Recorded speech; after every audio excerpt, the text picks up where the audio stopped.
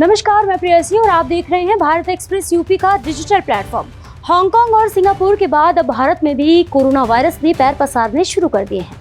इन मामलों में तेजी से बढ़ोतरी देखी जा रही है, जिससे चिंता बढ़ती जा रही है। देश में कोविड-19 के बढ़ते मामलों को लेकर समाजवादी पार्टी के अध्यक्ष अखिलेश यादव ने सरकार को समय रहते उचित कदम उठाने के लिए सतर्क किया है। अखिलेश यादव ने कहा, ऐसी बीमारियां अपना रूप बदल कर आती हैं, इसलिए सरकार को अपने स्वास्थ्य, चिकित्सा और सूचना तंत्र का सदुपयोग करना चाहिए ताकि लोगों में डर न फैले। सपा अध्यक्ष ने सोशल मीडिया प्लेटफॉर्म एक्स पर पोस्ट कर सरकार को कोविड-19 के खतरे से आगाह किया है। उन्होंने लिखा, खतरे की घंटी बजने से पहले कोरोना के नियंत्रण और रोकथाम के लिए सरकार को समय रहते चेतना होगा। पिछली बार की तरह की लापरवाही और बद इंतजामी की चूक फिर से न दोहराई जाए। भाजपा की चूक अक्सर लोगों के लिए जानलेवा साबित होती है। अब तो कोरोना का वो टीका भी नाकाम साबित हो चुका है, जिसके सर्टिफिकेट बढ़ चढ़कर बांटे गए थे। इसलिए इस बार सजगता की और भी अधिक जरूरत है। हम सबको, जनता को ये समझाना है कि कोरोना के हालात हालांकि अभी बेहतर गंभीर नहीं है, फिर भी इसके प्रति उपेक्षा न बरती जाए, क्योंकि ऐसी बीमारियां रूप बदल कर आती है। अतः सरकार अपने स्वास्थ्य, चिकित्सा और सूचना तंत्र का सदुपयोग करे और जनता में कोरोना का भय न फैलने दे। बता दें कि कोरोना ने भारत में भी दस्तक दे दी है। हालांकि भारत में अभी इनकी संख्या कम है, लेकिन अगर इंटरनेशनल ट्रेड को देखा जाए तो इसमें तेजी आ सकती है। 20 मई तक के आंकड़ों के मुताबिक देश में अभी 257 कोविड के सक्रिय मामले हैं और इसका असर देश की राजधानी दिल्ली सहित 11 राज्यों तक हो चुका है। इससे स्वास्थ्य एजेंसियां एक बार फिर सक्रिय हो गई हैं। स्वास्थ्य विशेषज्ञों का कहना है कि कोरोना के नए स्ट्रेन की अब तक की संक्रामकता से यह संभावना दिखाई दे रही है कि यह कोविड-19 के पहले और दूसरे म्यूटेशन की तरह बहुत संक्रामक नहीं हो सकता। फिर भी अन्य बीमारियों से जूझ रहे लोगों पर इसका नकारात्मक असर दिखाई दे सकता है। अन्य बीमारियों से जूझ रहे लोगों को सतर्क रहना चाहिए और कोई भी लक्षण दिखने पर तुरंत चिकित्सकों से परामर्श करना चाहिए।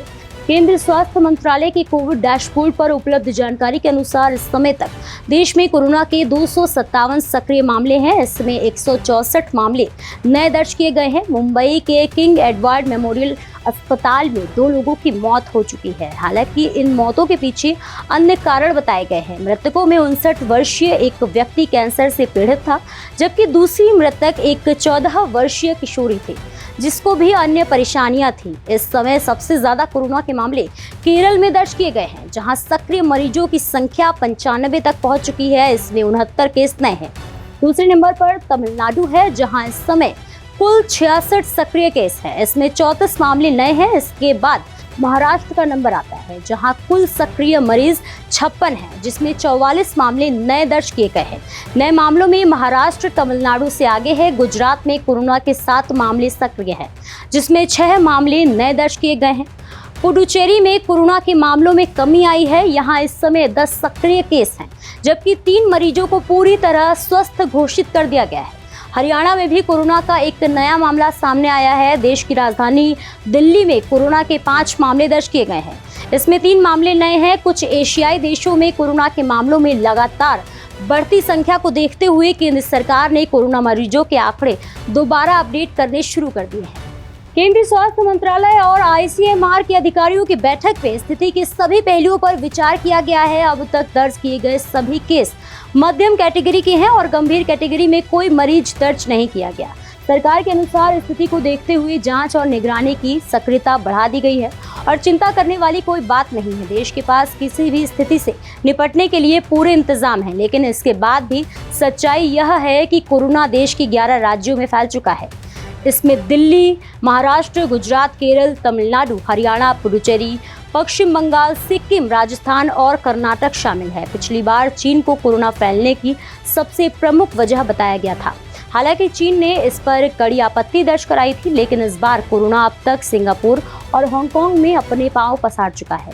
अन्य देशों तक इसके पहुंचने पर स्थिति को संभालने के लिए सक्रिय होना होगा।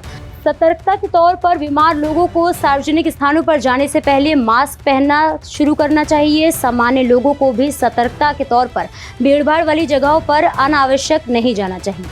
ऐसे ही और भी उत्तर प्रदेश की बड़ी खबरों को देखने के लिए देखते रहिए भारत एक्सप्रेस यूपी का डिजिटल प्लेटफॉर्म।